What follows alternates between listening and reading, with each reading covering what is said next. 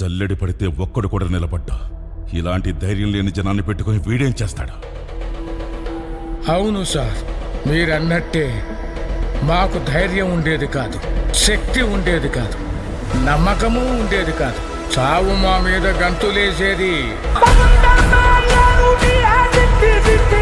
ఆ రోజు చాలా సంవత్సరాల తర్వాత చావు మీద మేము గంతులేసాం.